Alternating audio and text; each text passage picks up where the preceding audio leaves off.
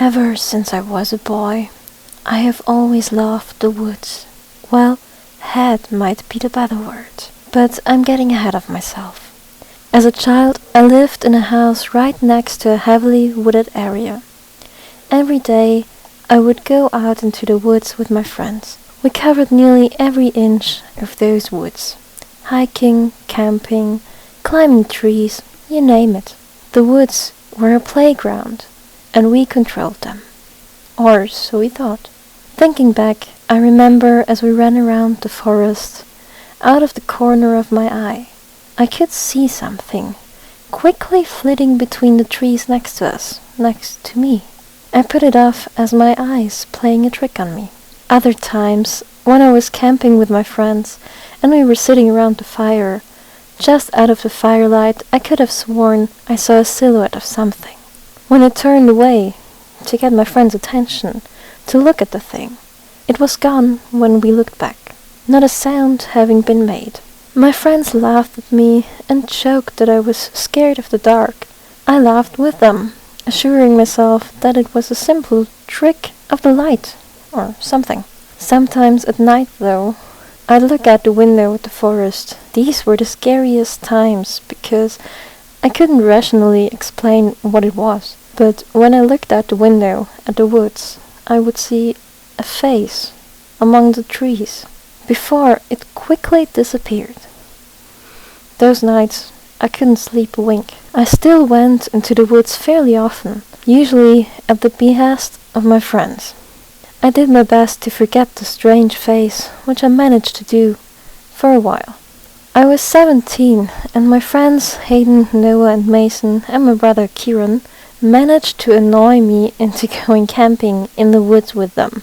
We packed up our gear and headed to our usual spot in the woods. We set up, and a few hours later it was dark and we had a fire roaring away.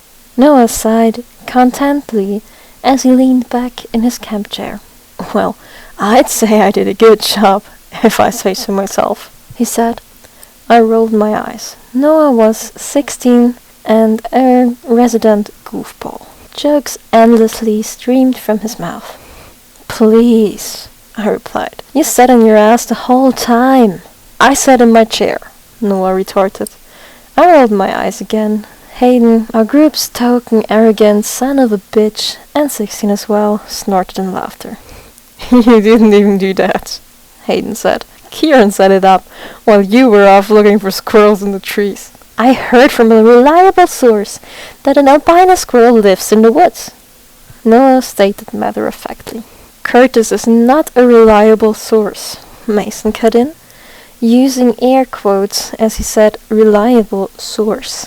Mason was a funny athletic kid, and one of the youngest in our group at age 15. "The guy is so high most of the time, he might have seen a unicorn and believed it," he continued. Noah hesitated. "He actually told me he saw one over by the river." We all burst out laughing.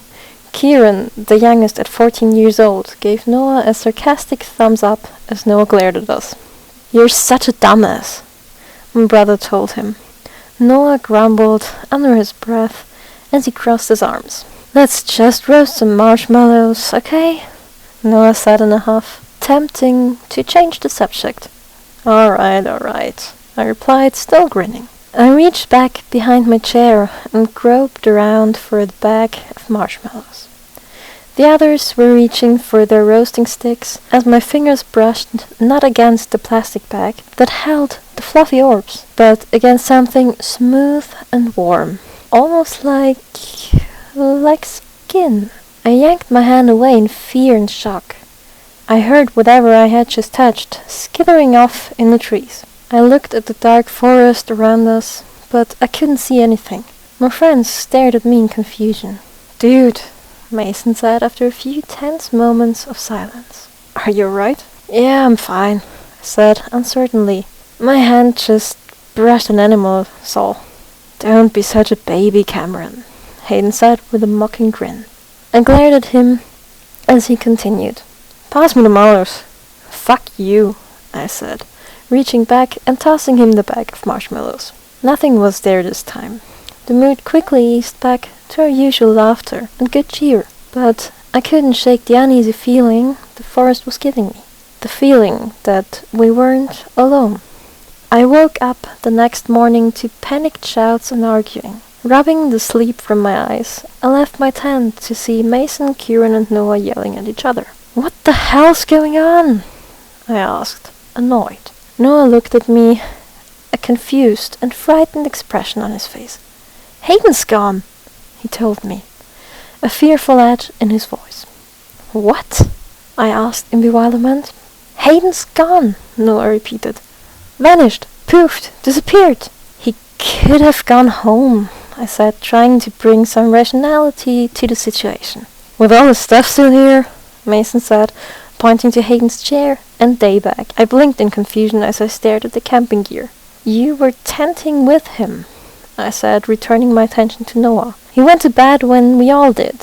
Where'd he go?" "Last night I heard him leave our tent to take a piss," Noah explained. "I went back to sleep right after he left, and he's still not back." Fear was beginning to grip me as I tried to think of what could have happened. "Maybe he got lost?" I stammered. "In these woods, you can't get lost here," Noah said in exasperation. I didn't respond. "Look," Kieran cut in. "Mason and I will go look for him. You guys, pack up while we're gone. Alright?" "Alright," I said with a hesitant nod before adding, "Be careful." Mason and Kieran nodded in reply before marching off into the trees and out of sight. Noah and I began packing our camping gear. About an hour went by before we finished storing our gear and cleaning up the campsite. I sat down on a stump, bouncing my leg nervously as we waited for Mason and Kieran to come back. A few more minutes had passed when I heard them come back, or more accurately, run back. Their faces were pale, and pure terror was written on them as they quickly grabbed their backpacks. "We're leaving!" Mason shouted through panicked breaths. "What about Hayden?" Noah asked. "He's dead!" Kieran answered. "We need to leave now!" Noah was about to protest, but listened and grabbed his and Hayden's backpacks. I quickly shouldered my bag, and we began to run out of the trees. Panic was rising in my chest as we sprinted through the forest. I couldn't believe it. Hayden was dead. There wasn't anything deadly in these woods. The river wasn't fast or deep. None of our climbing trees were too tall. Falling from them barely merited a sprained ankle. There weren't any bears or wolves in the woods either. Why was he dead? We reached the tree line and burst into the open patch of grass between two houses. We slowed to a stop, gasping for air. "Now," Noah wheezed. "Talk." "What?" Another pause for breath. "Happened?" "Give me a damn minute," Mason huffed. We all went silent, resting and catching our breath. The horror of the entire situation sank in during those quiet, tense moments as Kieran and Mason caught their breath. "We found Hayden near the river," Mason explained upon recovering. He shuddered as he remembered what he saw. He was impaled on a tree branch. His hands were tied to two other branches above his head, and his fucking intestines. His eyes were clawed out, and his face, Jesus, his face was frozen in this awful look of horror. His shirt had been ripped open and, oh God. Mason stopped talking and began to retch. Kieran picked up where he left off. Absolute terror plain on his face. Scratched in his chest were the words, "Wrong one." Both of us threw up on the spot before running back to the campsite. Noah was pale, his face in an even more fearful expression than Mason and Kieran. We all sat in silence before Noah spoke again.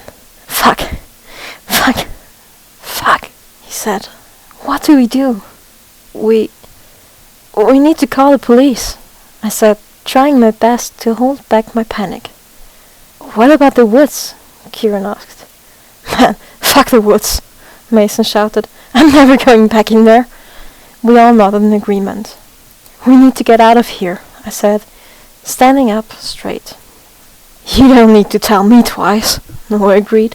We hurriedly walked away from the trees, that we never returned to, fearful of what lay within. A few days have gone by since Hayden's death. The police recovered his body during this time, and his funeral will be held in a few weeks. Closed casket, of course. Mason, Kieran, Noah and I all refused to speak to the police on the matter. What could we say? We had no idea what happened.